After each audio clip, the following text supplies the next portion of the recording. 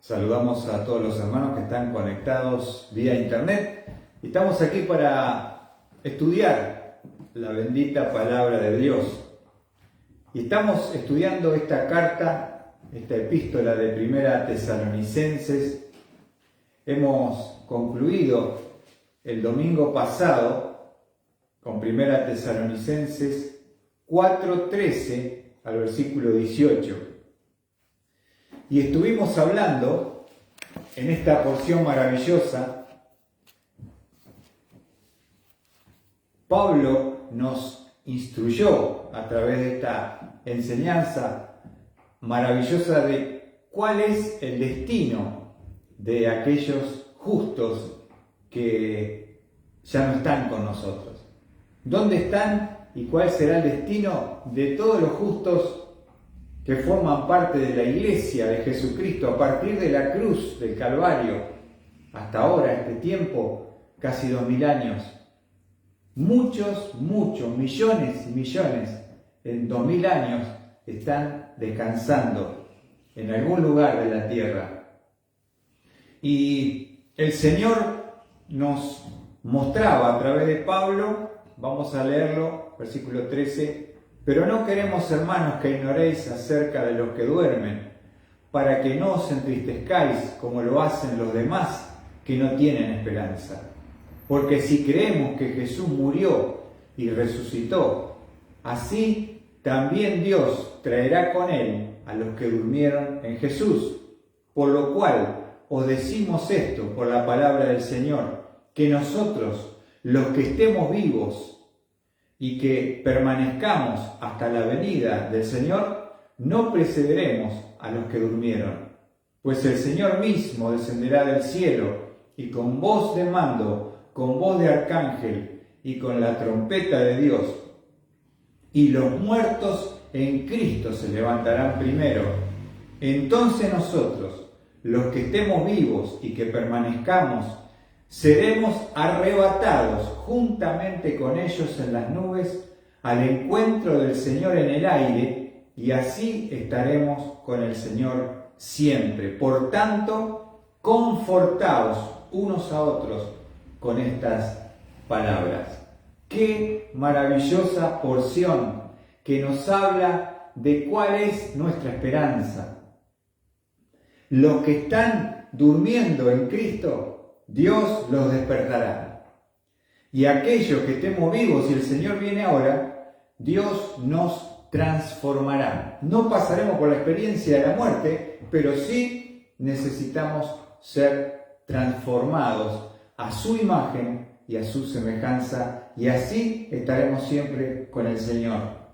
Ahora, esto que Pablo acaba de exponer del versículo 13 al 18, quiero decirles, recuerden que Pablo le escribe a los tesalonicenses, que eran judíos que habían recibido y reconocido a Cristo como Mesías Salvador.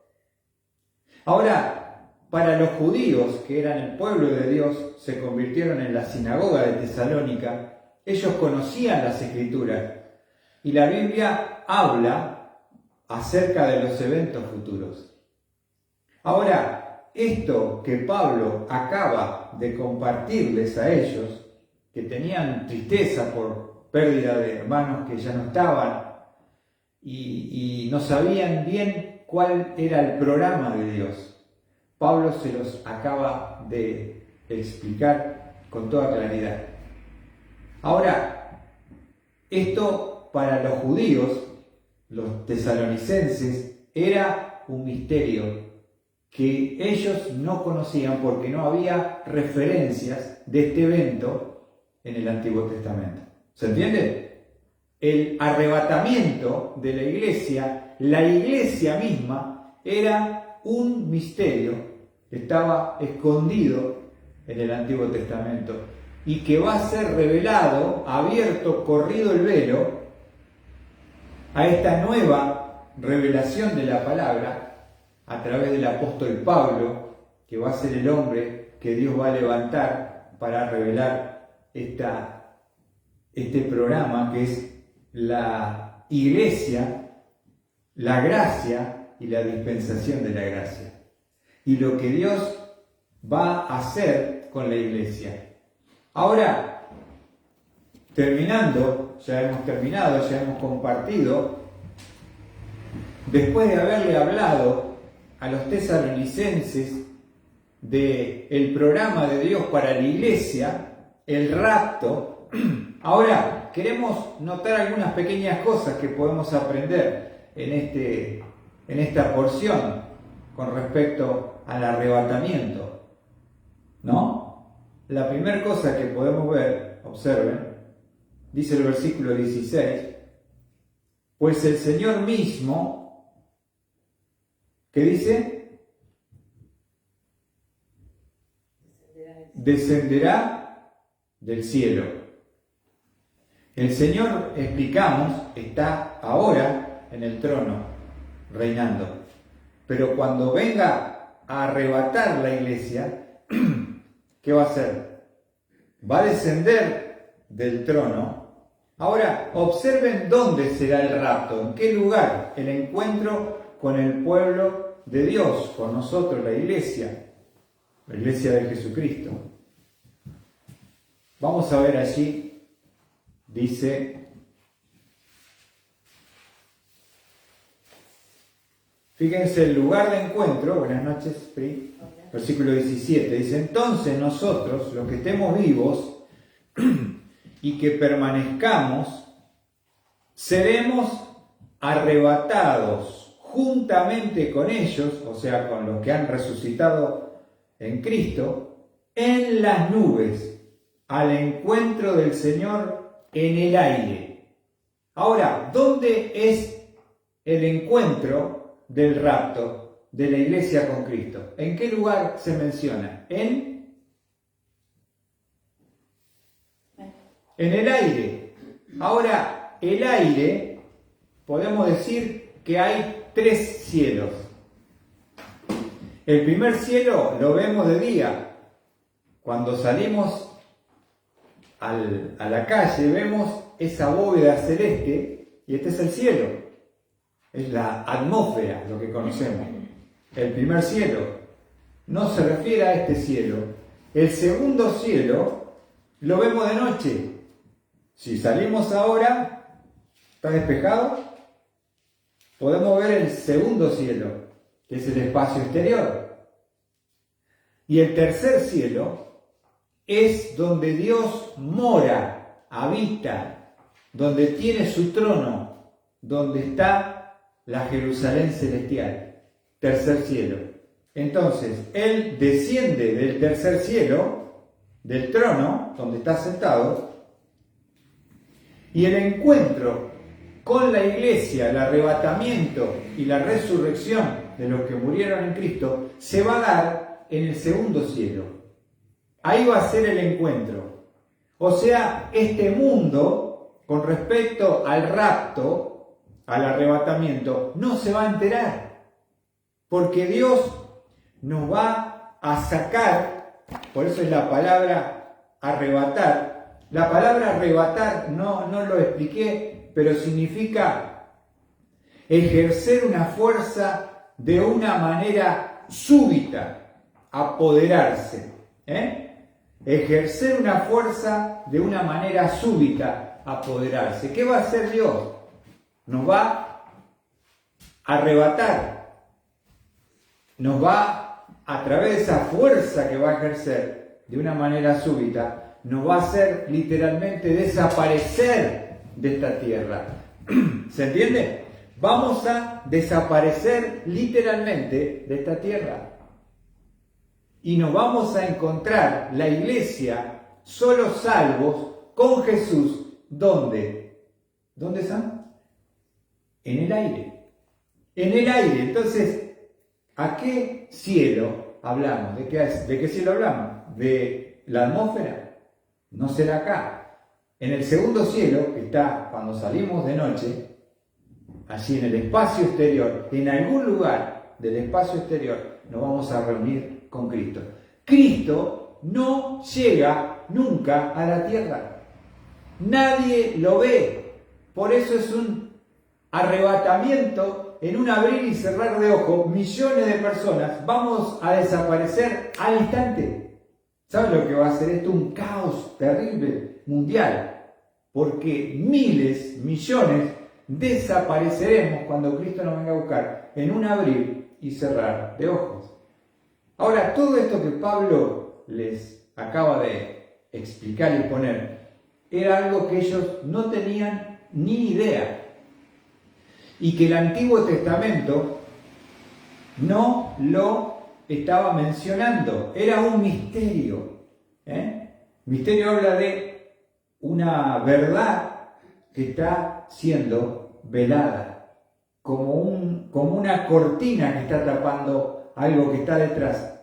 Y por medio de este programa de Dios y esta revelación que Dios le da a Pablo, va a correr esa cortina y van a poder ver lo que es la iglesia. Pero los judíos no tenían ni idea de lo que Pablo les acaba de enseñar, pero sí de lo que ellos tenían idea, justamente, y tenemos que diferenciar lo que es el arrebatamiento en el aire, donde solamente será reunido la iglesia, los salvos, resurrección de los que han dormido en Cristo, transformación de los que estemos vivos. En el aire nadie lo va a ver, será en el aire, ese será el lugar. Allí nos encontraremos con Jesús. Nadie se va a enterar.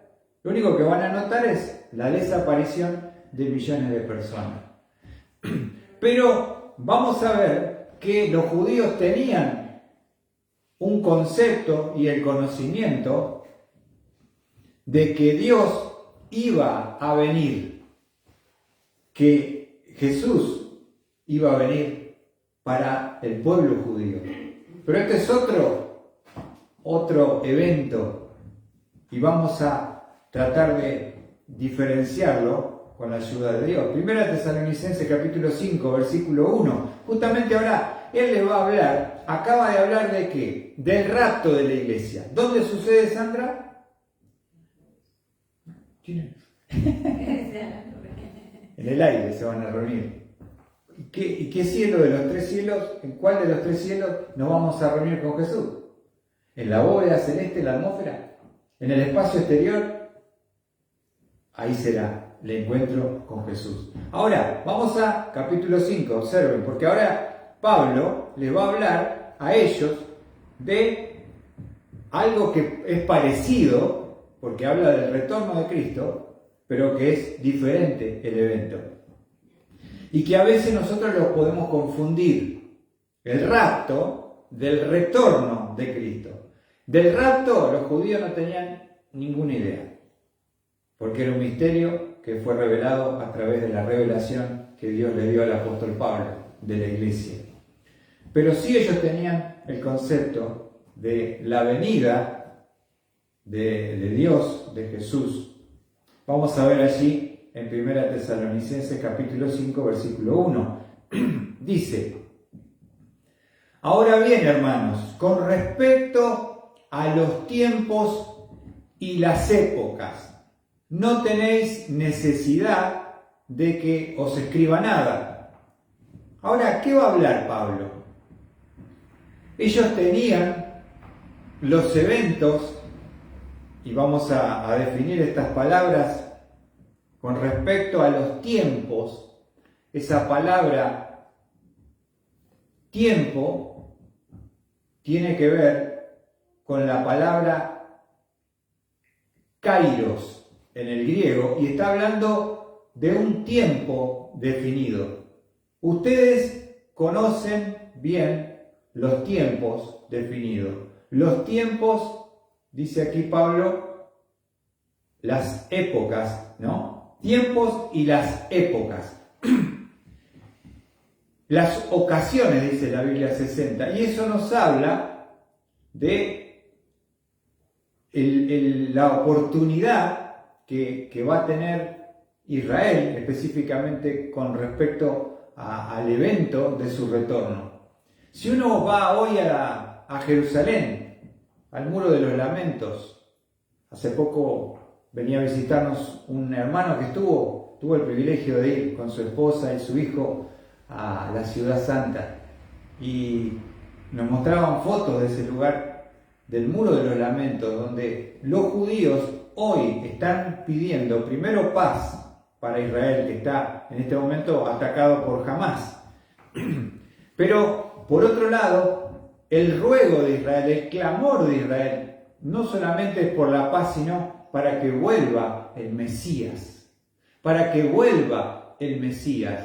Todo judío tiene el conocimiento, la esperanza y su oración a Dios es para que vuelva el Mesías. Ese conocimiento de la venida del Mesías, ellos lo tienen.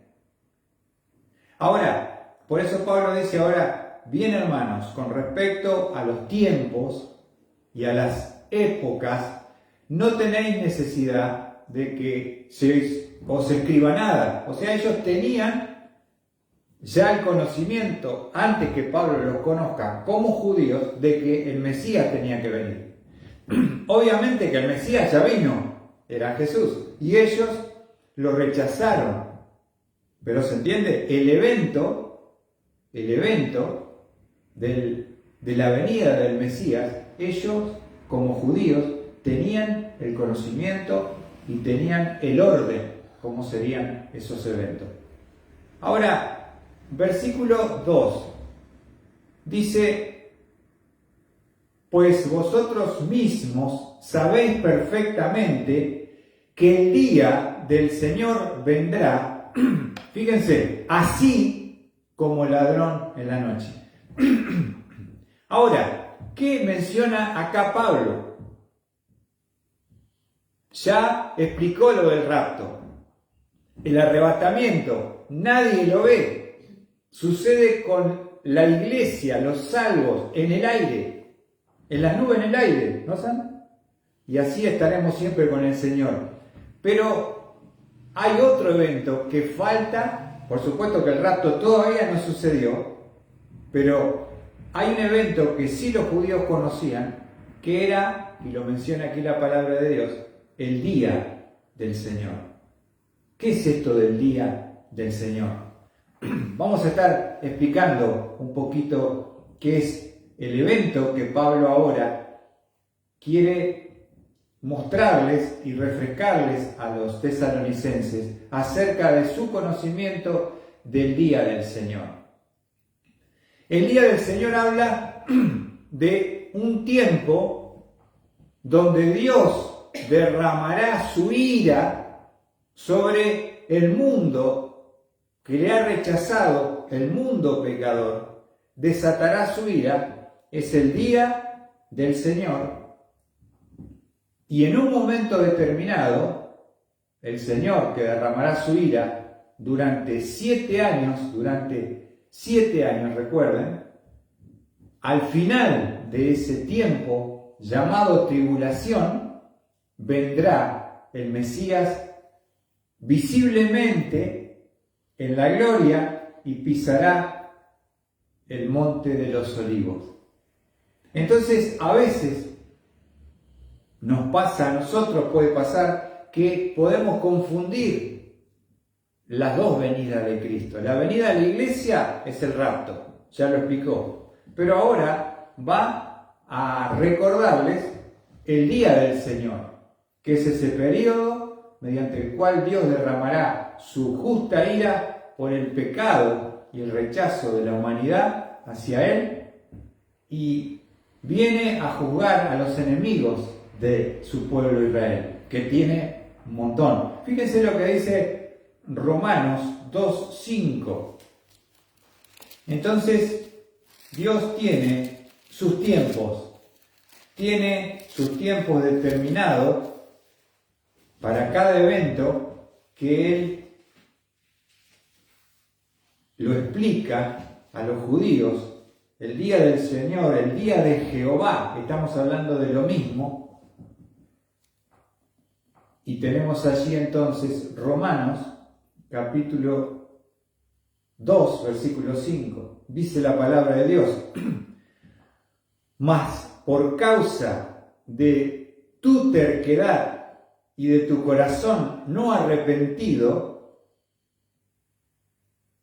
acumulando ira para ti en el día de la ira, de la revelación, del justo juicio de Dios.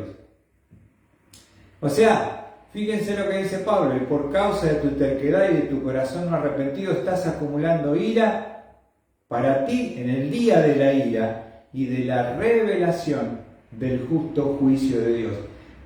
El día del Señor es donde Dios derramará su justa ira sobre la tierra, sobre aquellos que han pecado, no se han arrepentido.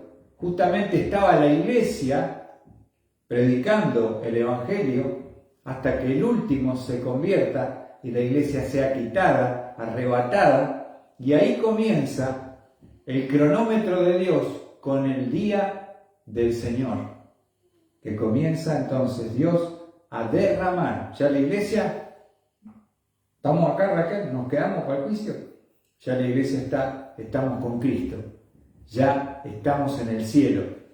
Primero el tribunal, después las bodas arriba, y abajo empieza el día del Señor, el día terrible de Jehová, donde Dios derramará su ira justa sobre este mundo pecador. Tremendo, ¿no? Eso es lo que está diciendo Pablo.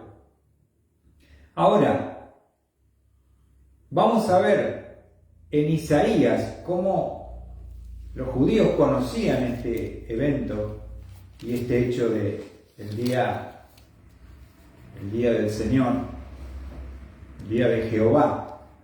Isaías capítulo 2.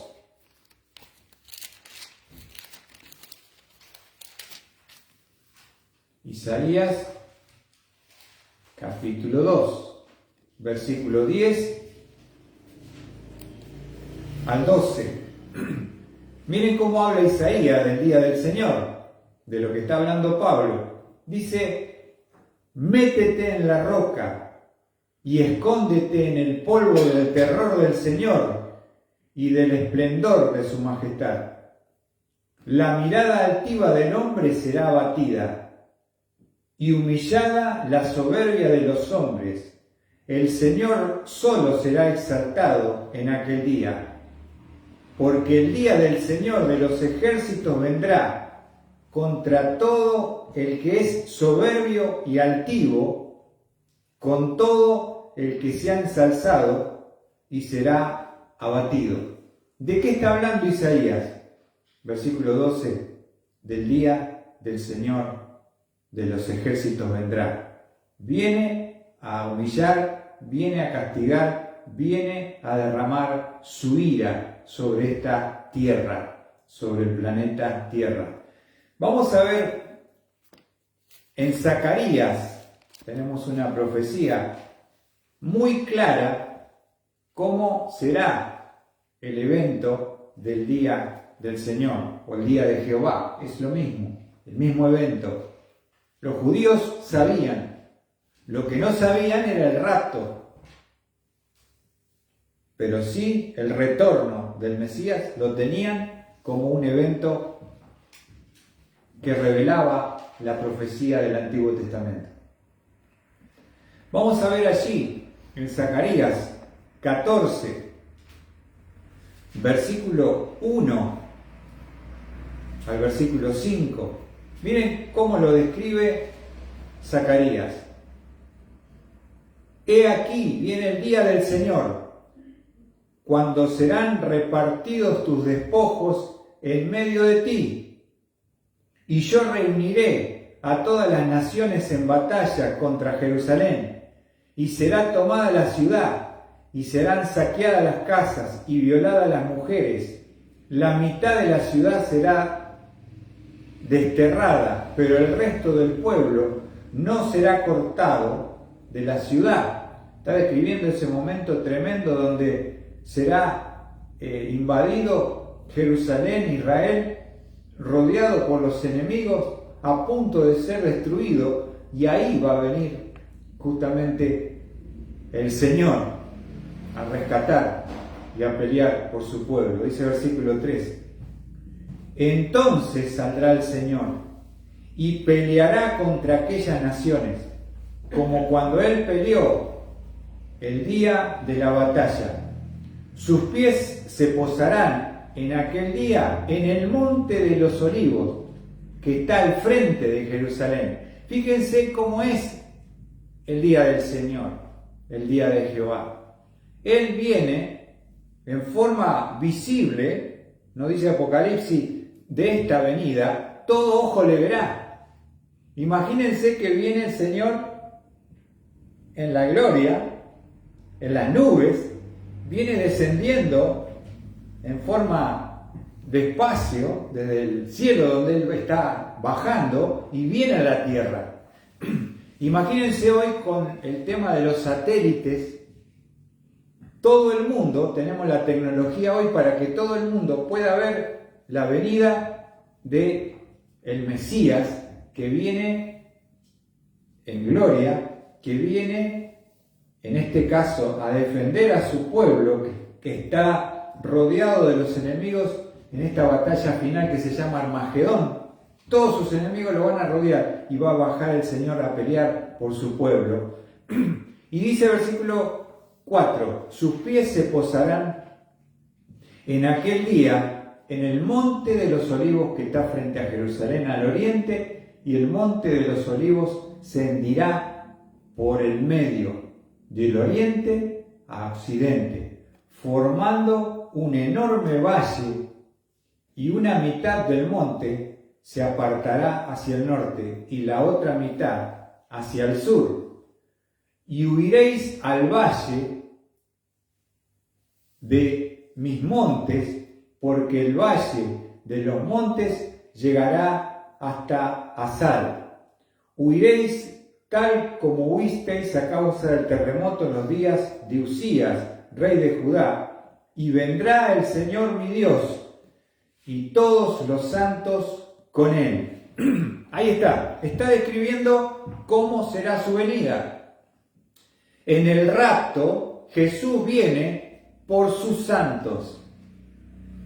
En el día del Señor, vendrá con sus santos a pelear la batalla de Armagedón al final de los 7 años de tribulación. Viene en forma visible, todo ojo le verá.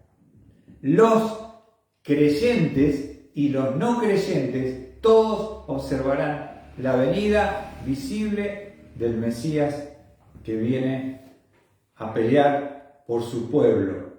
Ahora, esto es algo que ellos sí lo conocían. Fíjense lo que dice Pedro, que también es el apóstol a los judíos.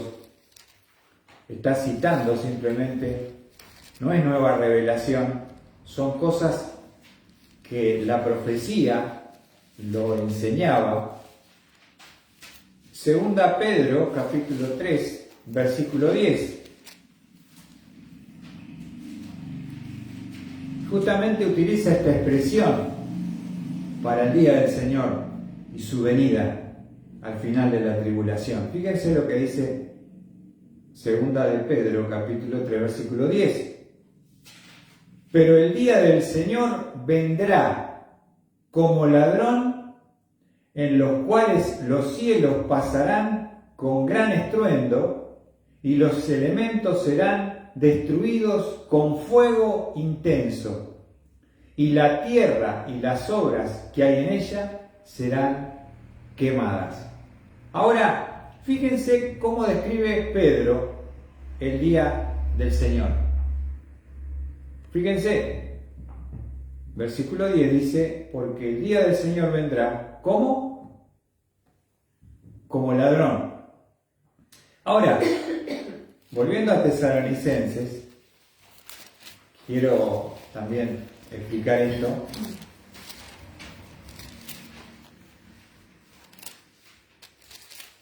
Porque ahora Pablo está hablando, ya les explicó el rapto de la iglesia, que es con salvos nada más, que nadie lo ve, que es en el aire, y que el Señor viene por sus santos, mientras que el día del Señor, de Jehová, Él viene con sus santos a la batalla de Armagedón, la batalla final, a defender a su pueblo. Pisará sobre el monte de los olivos que se va a partir en dos. Ahora, dice el versículo de 1 Tesalonicenses 5:2. Dice: pues vosotros mismos sabéis perfectamente que el día del Señor vendrá, observen qué dice, así como ladrón en la noche. Está hablando a los judíos y está hablando del día del Señor, no del rapto. Ya el rapto ya pasó, la iglesia ya está con el Señor en los eventos que estamos relatando. Mientras tanto, acá en la tierra comienza el día de la ira de Jehová. El día de Jehová empieza ahí, comienza en el principio de la tribulación. Ahora, se menciona a la venida del día del Señor y se lo compara como ladrón en la noche. Como ladrón en la noche. ¿Qué significa que esperemos, digamos, en este caso, en este contexto, los judíos esperarán al Señor como ladrón en la noche? Hay dos conceptos con respecto a este término. Lo primero que nos hace pensar en esperar al Señor como ladrón es que su venida es inesperada. En el tiempo de la tribulación, los judíos que esperan al Señor lo van a hacer como ladrón. ¿Por qué? Porque no se sabe cuándo será. Es justamente algo inesperado. Yo te pregunto, si supiera cuándo va a venir el ladrón a tu casa, sería una sorpresa. No, justamente te avisarían y te prepararían, ¿no? Pero si te sorprende como ladrón, es porque su venida para el pueblo judío, al final de la tribulación, nos está hablando que será inesperado. Inesperado. La venida para la iglesia es esperada. La iglesia esperamos a Cristo, porque Él lo prometió. Hay una doctrina que la cual nosotros nos basamos en la inminencia del retorno de Cristo. Pablo, en el primer siglo, creía que Jesús iba a venir a buscar a la iglesia en ese momento. ¿Se entiende? No es algo inesperado, es algo que estamos pidiendo y esperando y que puede pasar en cualquier momento. Pero en cuanto al día del Señor, será para los judíos inesperado y sin ser anunciado. Esos son los dos conceptos que implica como ladrón en la noche. No se sabe cuándo viene y sin ser anunciada su venida. Fíjense lo que dice Mateo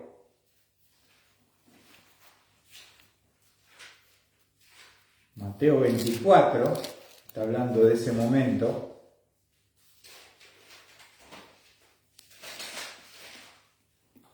Y eso es lo que a veces pasa, hermanos queridos, que confundimos el rapto con el día del Señor.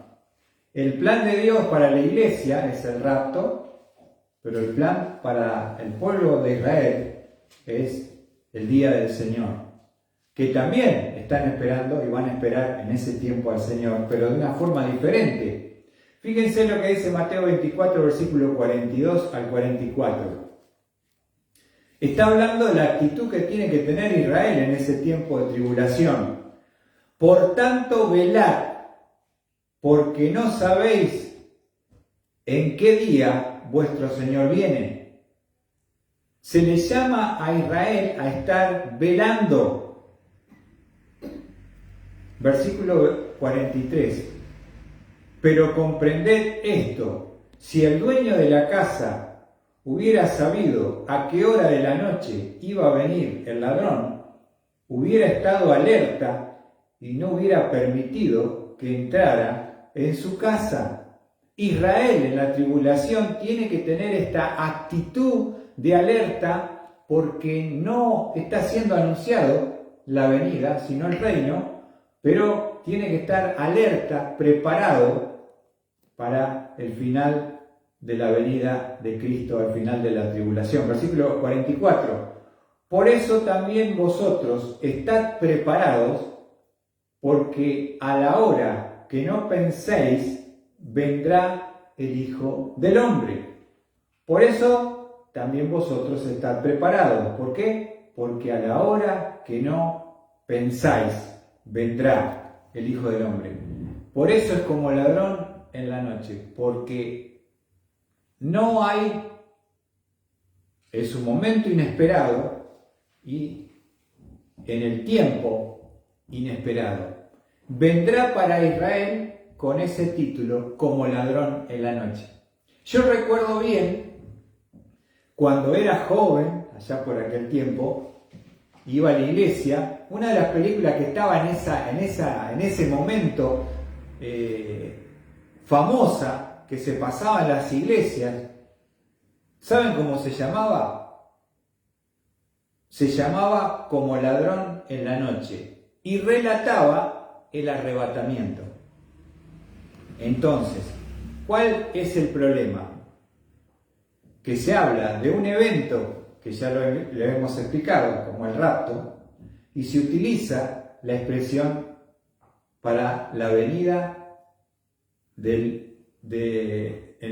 la venida de Cristo para el día del Señor, como ladrón en la noche. Entonces, no es una expresión de lo que la iglesia hoy está esperando a Cristo, porque la venida de Cristo está prometida. Yo voy a preparar lugar para vosotros, y si me voy y preparo lugar, vendré otra vez y os tomaré a mí mismo, para que donde yo estoy vosotros también estéis. ¿Qué estás esperando vos, San? El arrebatamiento. Nosotros estamos esperando. Sabemos que viene en cualquier momento. Pero Israel va a ser inesperado y no será anunciado. Por eso esa es la actitud que tiene que tener Israel, no la iglesia, no está hablando a la iglesia, en el tiempo de la tribulación. Entonces, fíjense, volviendo a Tesalonicenses,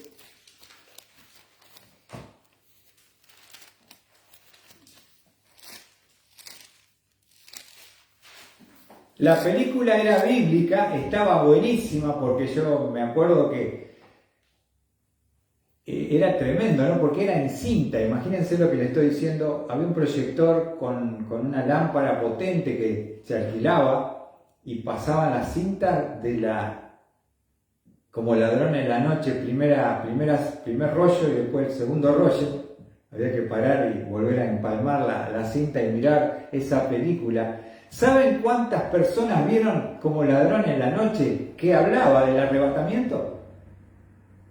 300 millones de personas vieron Como ladrón en la noche.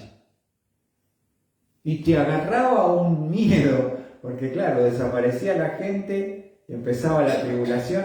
La película hablaba de algo que la iglesia espera, pero el punto sería que el título no corresponde al rapto, sino al retorno de Cristo. ¿Se entiende?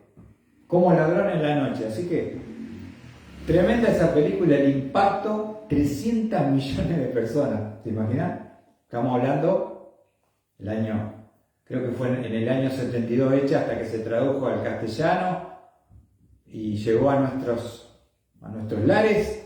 Yo por el 80, 81 la habré visto, más o menos. Y por años, si lo buscas en YouTube podés ver Como ladrón en la noche. Pero justamente porque se mezcla a veces el evento, se confunde y se utiliza la descripción como lo dice, vamos a ver que Pablo lo va a aclarar. Entonces, ¿de qué nos habla entonces, Sandra, que el día del Señor va a venir como ladrón en la noche? ¿Por qué se utiliza esa expresión como ladrón en la noche? No estamos esperando al ladrón, no sabemos. Y tampoco es anunciado. ¿Se entiende? Uno tiene que estar, como Israel, tiene que estar velando. Ahí es donde a veces aparecen los problemas de interpretación con la actitud de Israel en la tribulación y con la iglesia. Se confunden y entonces se arman unos problemas de interpretación y vamos a ver, y Pablo lo va a aclarar, porque acá está hablando de los dos eventos, uno atrás del otro. Volvemos a 1 Tesalonicenses 5. Después de decir el versículo 2, pues vosotros mismos sabéis perfectamente que el día del Señor vendrá así como un ladrón en la noche. Versículo 3. Ahora, observen que él va a dar otro dato del día del Señor. Que cuando estén diciendo paz y seguridad, entonces la destrucción vendrá sobre ellos repentinamente, como dolores de parto a una mujer que está encinta, y no escaparán. Entonces está hablando el día del Señor, ¿cuándo comienza? Comienza después que la iglesia fue arrebatada al cielo. Comienza en la tierra el día del Señor. ¿Y qué evento está marcado que la profecía nos habla? Fíjense, Pablo lo dice. Dice que cuando estén diciendo paz y seguridad. ¿Escuchaste bien? Paz y seguridad. Ahora, ¿quién va a traer esa paz al mundo falsa? ¿Quién va a traer la paz al mundo falsa? ¿Cuál es el problema de Oriente hoy, de Medio Oriente, y especialmente con Israel? No hay paz. Están tratando de hacer todo lo posible para que haya un poco de paz en Medio Oriente. Ahora, te quiero mostrar algo. Que cuando la iglesia ya está con el Señor, ya estamos con el Señor. Acá empieza la tribulación, el día del Señor, el día de Jehová. Cuando la iglesia sea arrebatada, toma el control mundial, el anticristo, nos dice la palabra, que va a ser un líder político que se va a poner a la cabeza del mundo y él será el gran líder mundial, con grandes capacidades, grande inteligencia, va a saber hablar 500 idiomas, etc.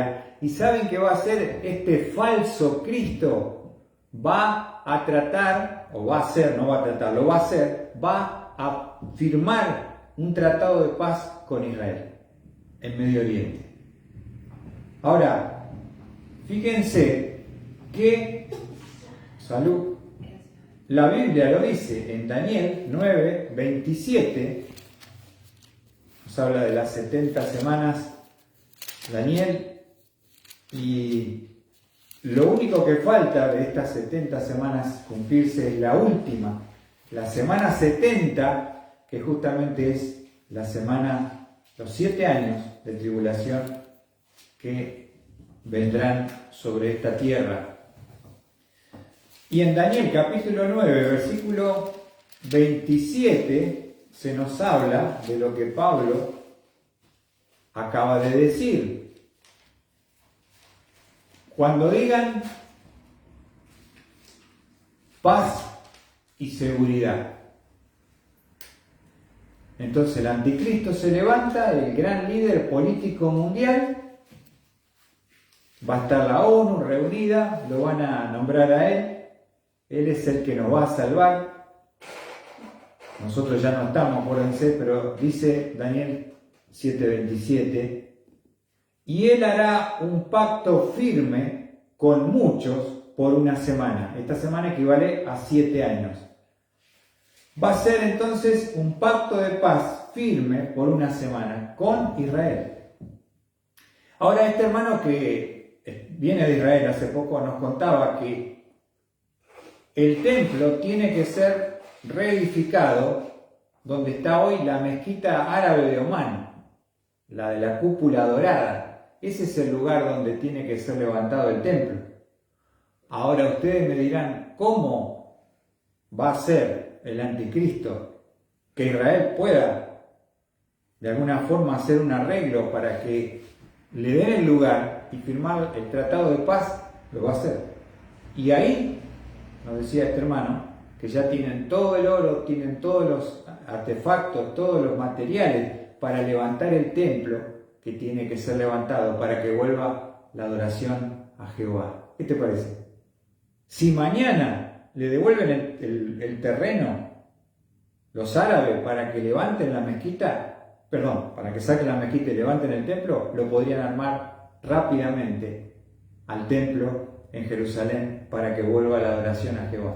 Ya están todos los materiales, están todos los utensilios, todo el oro que se necesita, está todo listo para que se pueda levantar el templo. ¿Y quién va a lograr que el templo se vuelva a levantar? El anticristo. Y él va a venir y va a firmar un tratado de paz, le va a devolver el lugar, van a armar el templo, van a empezar la adoración. Pero va a pasar algo, nos dice acá en Daniel 9:27. Dice, y él hará un pacto firme con muchos por una semana. Estos son 7 años. Pero a la mitad de la semana, 3 años y medio, pondrá fin al sacrificio y a la ofrenda de cereal. Entonces, sobre el ala de abominaciones vendrá el desolador, hasta que una destrucción completa, la que está decretada, sea derramada sobre el desolador. ¿Qué quiere decir esto? Que el anticristo, cuando la iglesia ya no está, se pone al frente un gran líder político que es un falso salvador, por eso es un anticristo, tiene poder político, tiene mucha sabiduría, mucha inteligencia, llama a Israel, firma el tratado de paz para que construyan el templo y vuelva la adoración. Pero a la mitad del pacto que era firmado, él lo va a romper. Lo va a romper, tremendo, ¿no? Y él va a pedir ser adorado, el anticristo, como Dios. Y ahí comenzará, a la mitad de la tribulación, 3 años y medio, la persecución sobre el pueblo de Israel, como nunca ha acontecido en la historia de la humanidad. Y otra cosa, ahí será donde será establecido como sistema económico la marcación en la frente y en la mano para poder comprar y vender. Va a manejar toda la economía mundial, que llamamos eso, y ahí va a pasar este evento tremendo. Ahora, fíjense, volviendo a Tesalonicenses,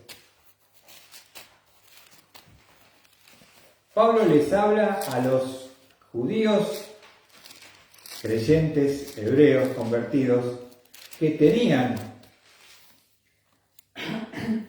el conocimiento de lo que iba a ser la venida, lo que es el día de Jehová. Y nos dice en el versículo 5, capítulo 5, versículo 3, ¿lo puede leer, Rachel, para nosotros? Que cuando estén diciendo paz y seguridad, entonces la destrucción vendrá sobre ellos repentinamente, como dolores de parto a una mujer que está encinta y no escapará.